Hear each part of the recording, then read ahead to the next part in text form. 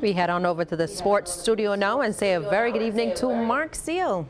Well, very good evening to you, and we can start with cricket, where Pakistan are looking to benefit from the Windies' postponed or possibly cancelled tour to England.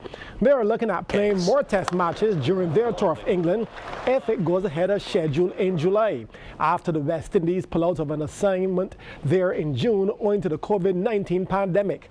The Pakistan Cricket Board and the England and Wales Cricket Board are due to have a video conference on May 18th to discuss how they should proceed with their tour, given the situation because of the pandemic.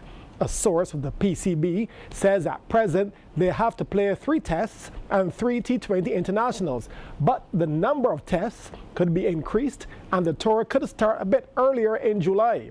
The source also noted that the ECB could offer to organize a 4 or 5 test series against Pakistan if the Windies tour does not go ahead. Issues that are likely to be discussed in that May 18th meeting are a quarantine period for Pakistani players when they arrive in England, limiting the venues for the matches, and playing in empty stadiums. The PCB CEO Wazim Khan has confirmed the video conference, but he says so far the ECB has not spoken to them on increasing the number of matches on the tour, which is scheduled between July and September. The PCB has so far been mum on the chances of the series taking place in England because of COVID-19, but with the British government due to announce measures to ease the lockdown in that country, it appears that Pakistan could be touring on schedule. Now, some former players have, however, asked the PCB to tread on the side of caution, with one former captain stating that if the Windies have to decide to postpone their series because of safety reasons and because of the situation, then the PCB should also be very careful before taking up any offer from the ECB. Cricket West Indies did say that its players have to be convinced of their safety for them to commit to the assignment, and they will continue discussions with the ECB and other international boards on trying to find new dates. Now, Pakistan is also scheduled to play an ODI series against Ireland while in the UK, but that series could be rescheduled and also be held in England.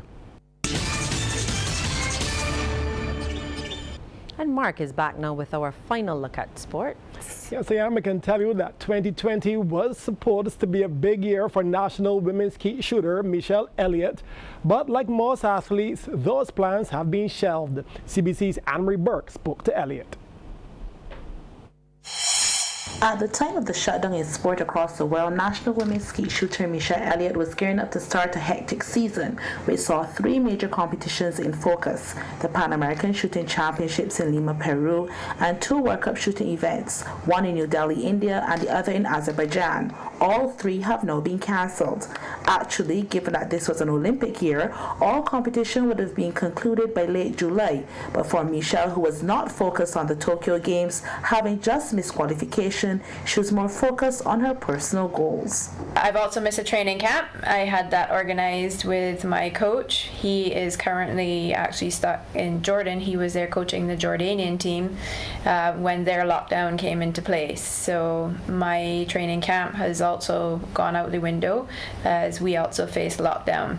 As with most athletes, keeping up physical and mental fitness has been of importance, and while using the traditional methods, Misha has gotten creative. The range was totally shut, so I'm unable to go and train at the moment. This does not stop me being able to do visualizations at home, which is an important part of my routine. And what I've been doing for my physical fitness is 3 times a week I take part in a virtual strength and mobility class, which for me has been fantastic. They're hard work.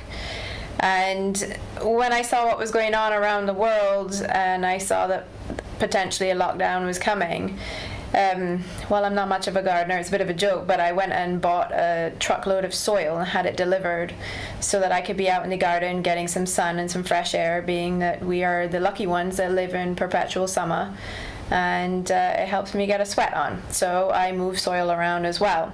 With the 2020 season practically non-existent, Michelle is already in game mode for 2021. My plan going forward at the moment, after discussing it with my coach, is this year pretty much all travel is stopped, and I don't know when this will improve. So we've decided that we will do virtual training. He gives me weekly programs that I complete and send him all results and videos. And then come early January, we will do a training camp and hopefully start off the World Cup season next year with a bang. So my aim is to improve my world ranking and gain more points at this time. An osteopath by profession, she's also been able to use this downtime to engage some of her patients, as 2021 will see her aiming to be at the top of her shooting game. Anne-Marie Burke, CBC Sports. Now, with the vast majority of the world's major sports on pause or cancelled due to the COVID-19 pandemic, the UFC became one of the few organizers to successfully pull off a championship fight card in Florida over the weekend.